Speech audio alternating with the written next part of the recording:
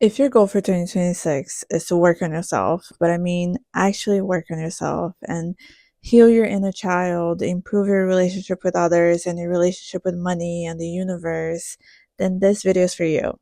Because I'm about to share with you all the self help books that I have read and what I recommend for you to read. If you want to, of course. No one's forcing you to do anything. Hi, I'm Gabby, and I started this channel back when I was on maternity leave as a way to keep myself accountable as I pay off my debt and work on my personal growth. Usually, my content is about money, mindset, or the universe. But this video is a little bit different because I'm about to share with you all the books that I have read that got me to where I am right now. But not only that, they also had a huge influence on shaping the person that I am today. So first I'm going to list out all the books that I've read and which ones I don't recommend and why. And by the way, these are all in chronological order, and I started reading self-help books back when I was 23 years old, and I'm 32 now, so it's been a while. But here are all the books that I have read so far.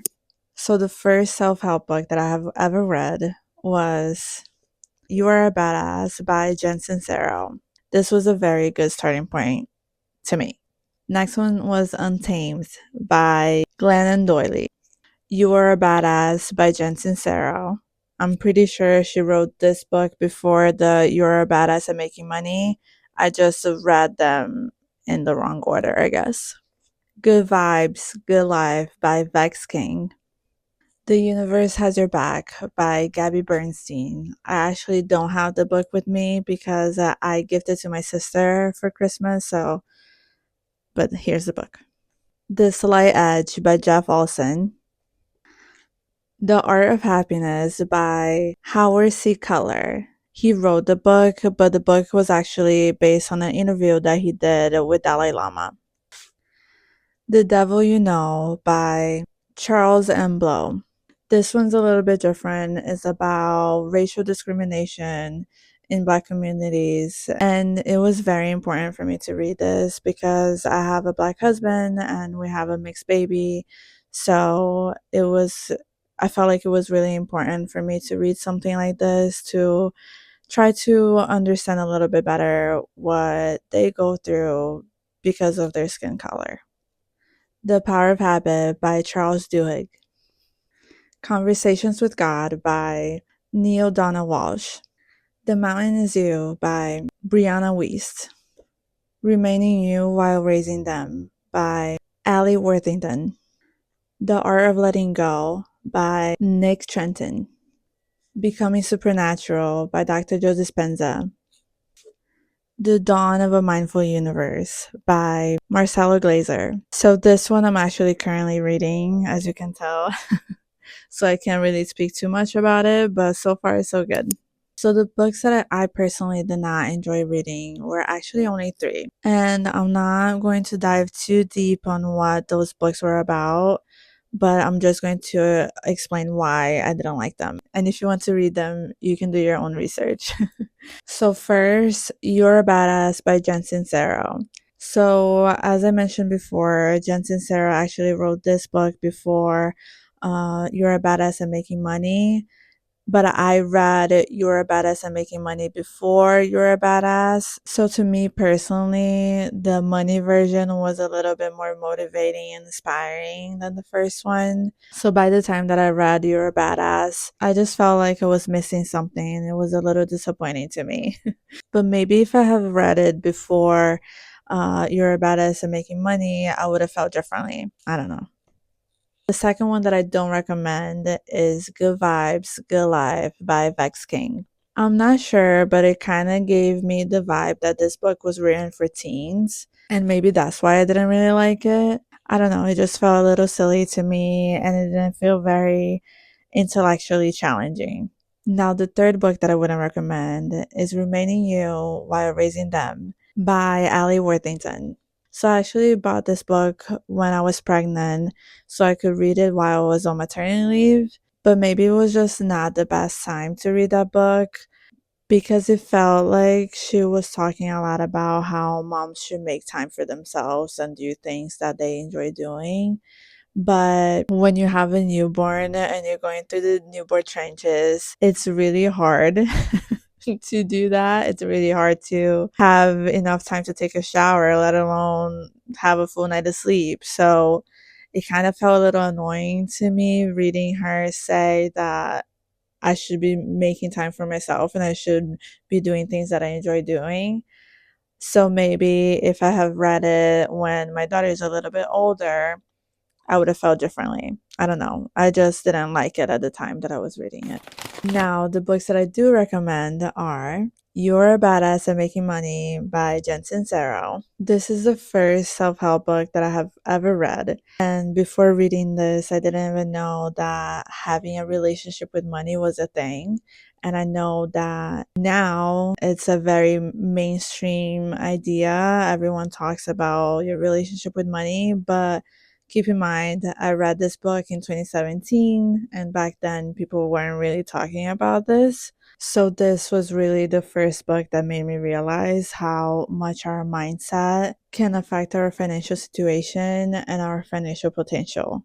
And this is a super easy read. The way she wrote it is very conversational, which I like. So, if you're not really used to reading at all, this is a really good book to start. And my favorite quote from this book is The walls of your comfort zone are lovingly decorated with your lifelong collections of favorite excuses. The second book that I recommend reading is The Universe Has Your Back by Gabby Bernstein. This book still gives me goosebumps when I talk about it. It was really the type of book that you never forget after years of reading it. And this is really the first book that opened my mind to the idea of the universe and the flow of energy. And it's a book about manifestation, and it pushes you to live a life full of love instead of fear. It's truly one of those books that you never forget about, and I loved it so much that I gifted to my sister. That's why I don't have a copy of it here with me. But seriously, if you're into the universe and spirituality, definitely read that book. It's a must read. And my favorite quote from this book is Trust that your wounds are exactly as the universe planned, so that you could show up for them with love and remember the light within. The third book that I recommend is The Slight Edge by Jeff Olson. This book taught me something that kind of stuck with me forever, and that is that every small daily habit that you have has the power to make or break you. And I know that may sound very obvious at first, but he breaks it down in a very much deeper way that motivates you to the point that now, years later, I still think of how I can make little changes on my day to day to build better habits. And my favorite quote from this book is Anytime that you see something that looks like a breakthrough, it is always the end result of a long series of little things done consistently over time. Now, the third book that I recommend is The Power of Habit by Charles Duhigg. And the concept of this book is very similar to The Slight Edge because obviously it's in the title, The Power of Habit. But I think that Charles takes this concept to a much deeper level, and he talks about how habits can actually shape societies and just the world in general. So it's really interesting to read both books and see how much deeper you can get when it comes to habits. And my favorite quote from this book is Change might not be fast, and it isn't always easy, but with time and effort, almost any habit can be reshaped. The next book is The Art of Letting Go by Nick Trenton. And if you're going through postpartum, I highly recommend this book, even though I don't think it was targeted for women going through postpartum. But to me personally, this was one of the books that I read during my maternity leave, and it really helped me let go of the old version of myself that existed before I had a baby. And it helped me give space for the new version of myself that I was creating, a mother, a caregiver, and a source of love to my family. And my favorite quote from this book is If most of us are honest with ourselves, we'll discover that a lot of our distress and unhappiness in life comes from wrongly expecting others to do what we want them to do. Now, last but not least, Becoming Supernatural by Dr. Joe Dispenza. Shocker, I know. I think that this book is truly a sea of knowledge, and I learned so much from it. I love how Dr. Joe Dispenza is able to explain the universe and the flow of energy in a very scientific way. I think that a lot of us think of manifestation as something woo woo, but he definitely helps you understand in a way that is more grounded and more logical. And I've talked a lot about this book in my other videos, and it's still one of those books that I strongly recommend anyone watching my videos to read. And my favorite quote from this book is, "The only way that we can change our lives is to change our energy. To change the electromagnetic field we're constantly broadcasting. In other words, to change our state of being, we have to change how we think and how we feel." So if your goal is to truly take control of your life and really work on yourself, I think that it's super important for you to gather as much knowledge as you can for you to truly reach your fullest potential. And of course, watching motivational videos on YouTube and changing your mindset is really important. But I think that reading a book can help all that knowledge stick with you forever, for the rest of your life. Especially when it is a good book like The Universe Has Your Back or Becoming Supernatural.